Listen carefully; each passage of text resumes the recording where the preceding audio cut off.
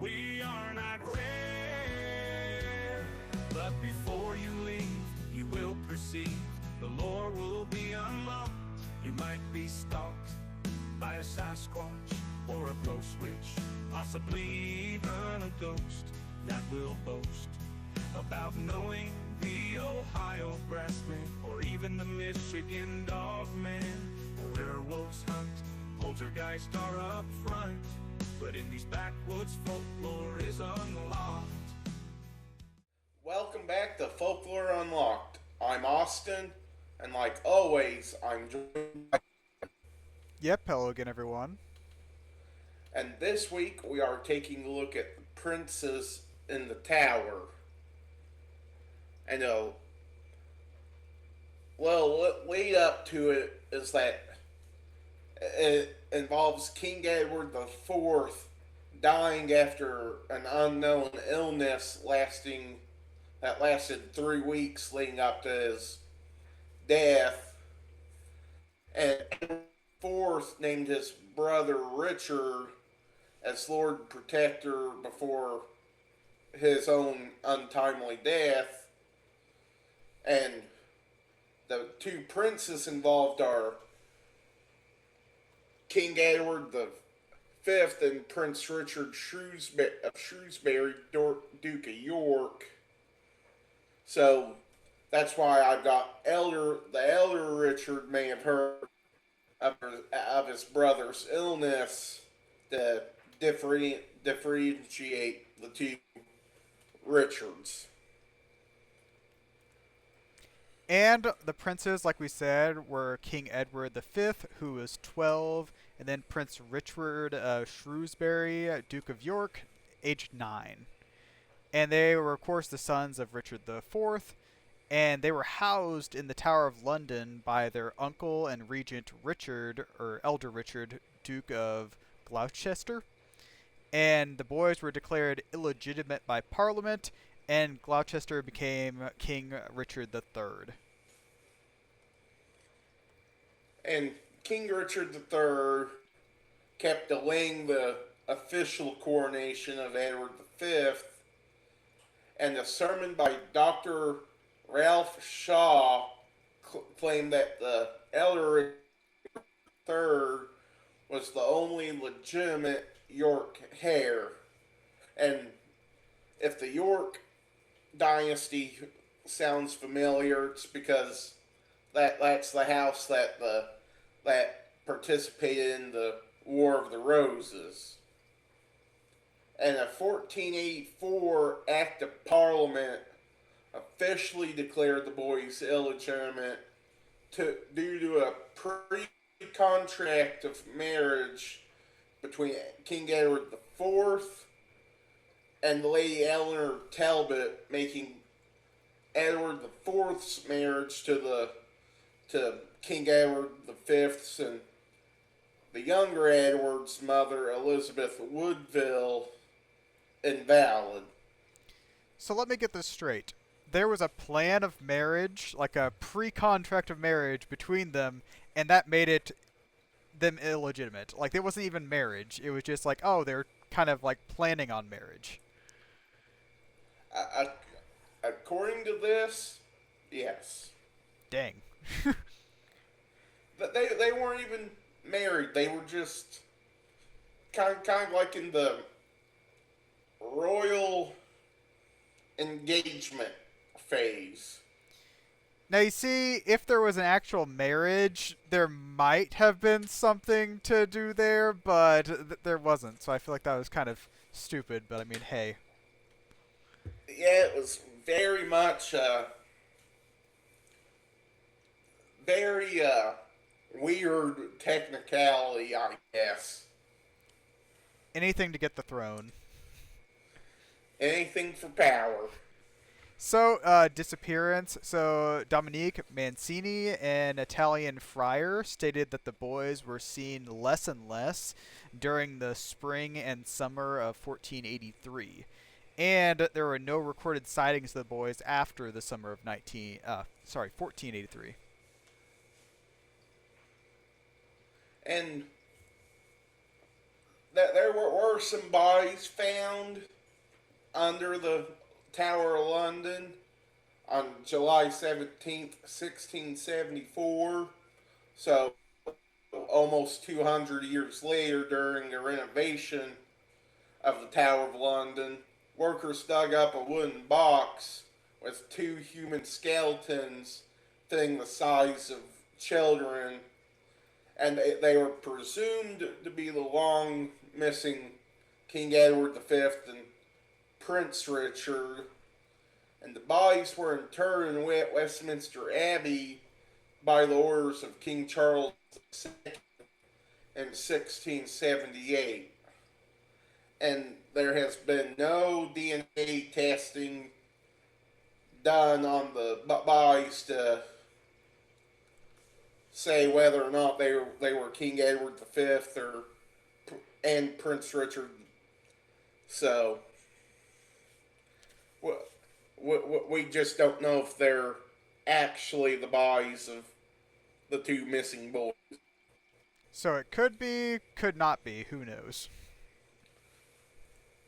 So the Richard III theory. So most likely, Richard III was did something to the boys, and then claim on the throne. His claim on the throne was weak, even though both Edward V and the younger Richard were declared illegitimate, and possibly had the boys secretly executed or hidden away from England. So he basically had the boys killed to get the throne. Yes. And Henry Stafford, the second Duke of Buckingham, was Richard III's right-hand man. And that this theory completely hinges on if the boys were already dead by the time of Henry Stafford's very own execution in November 1483. And he may have acted through the order of the king, or possibly on his own or another third party. And what led to his execution is that he led a rebellion against Richard III. And there's a kind of a niche theory that states that he may have, due to finding out the boys were executed. So he may not have had anything to do with it at all. He may have acted by himself, or through the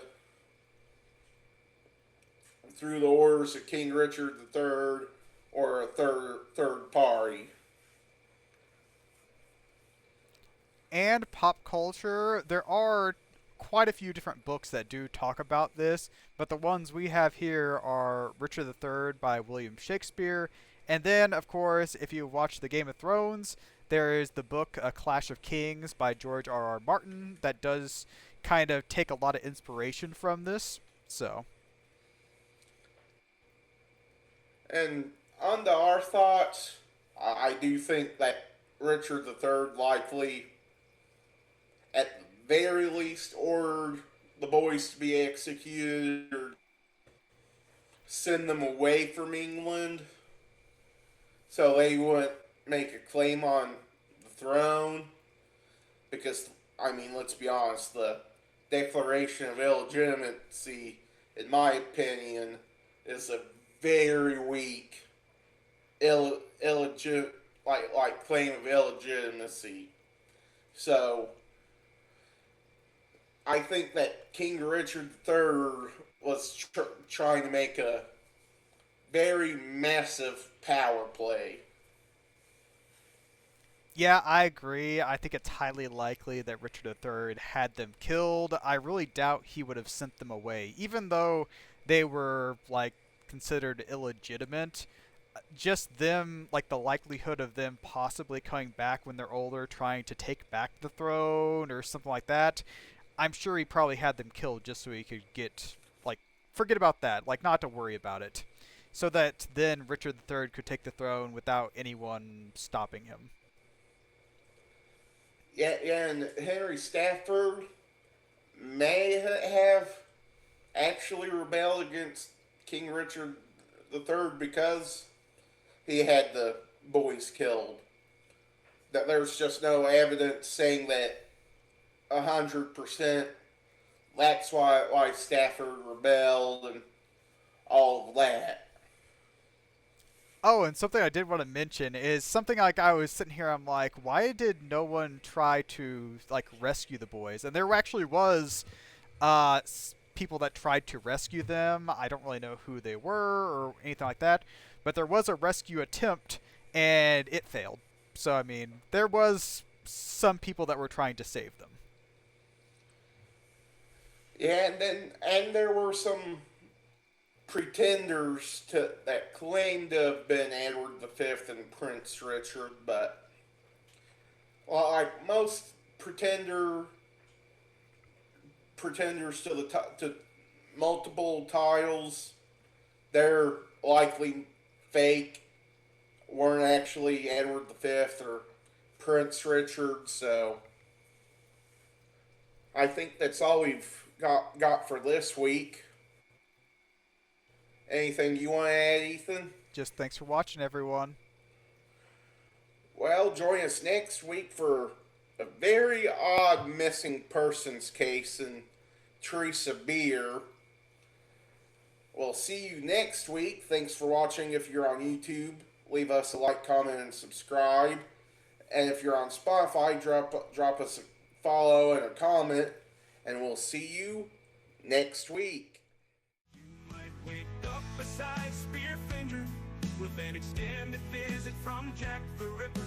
But if you're lucky, it'll be an angel on that range hill of Louisiana. You might meet Mary Laveau or the Road. At Folklore Unlocked, Austin and Ethan concoct their theory of the eerie and unexplained around the world, sometimes even the underworld. The lore is locked behind secrets, the folklore is meant to be unlocked. The Sokoloo is haunting NC as well as Tennessee. There are many giants that might be clients of the Dark Watchers, who might have psychokinesis. And the phantom time hypothesis is like a phoenix, coming back around again and again. The laser strain on your brain if you've got more than 2 brain cells in you. Some believe McCartney is dead because they read into the Mandela effect, which is subject